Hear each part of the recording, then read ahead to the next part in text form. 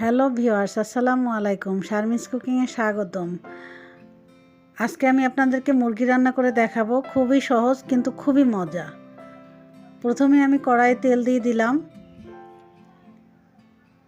এরপরে আমি একটু লবণ দিলাম,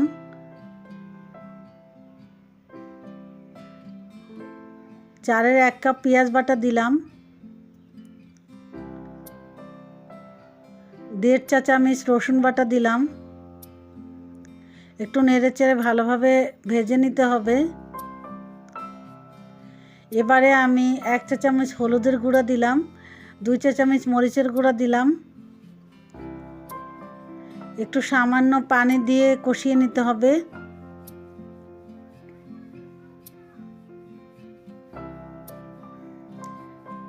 আবার একটু পানি দিতে হবে। এবারে আমি গরম মশলা দিয়ে দিলাম। গরম মশলার মধ্যে তেজপাতা, দারচিনি, এলাচ, জিরার গুঁড়া দিয়ে দিলাম 1 চা চামচ। আদা বাটাটা এখন দিলাম। আদা বাটা দিলাম 2 চা চামচ। এবার ভালোভাবে কষিয়ে নিতে হবে। খেয়াল করে দেখবেন আমি মশলাগুলো কিন্তু ধাপে ধাপে দিয়েছি।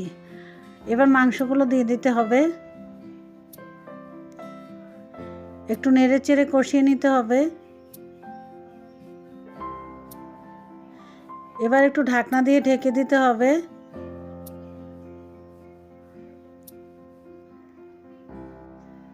কিছুক্ষণ পরে ঢাকনা তুলে সামান্য পানি দিতে হবে। পানিটা একটু গরম হলে তারপরে নেড়ে দিতে হবে।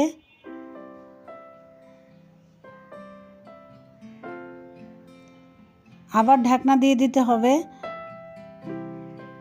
এই রান্নায় কিন্তু ধাপে ধাপে পানি দিয়ে কষাতে হবে। খেয়াল করবেন আপনারা, আমি কিন্তু বারবার পানি দিয়েছি এবং বারবার ঢাকনা দিয়ে দিয়েছি। কষানোর মধ্যেই মাংসটা সিদ্ধ করে ফেলতে হবে। মশলাটা আগে পরে দেওয়ার মধ্যেই টেস্টটা নির্ভর করে। আমি কিন্তু প্রথমে যখন রসুন বাটা, পেঁয়াজ বাটা দিয়েছি তখন কিন্তু আদা বাটা দেইনি। আদা বাটাটা কিন্তু পরে দিয়েছি।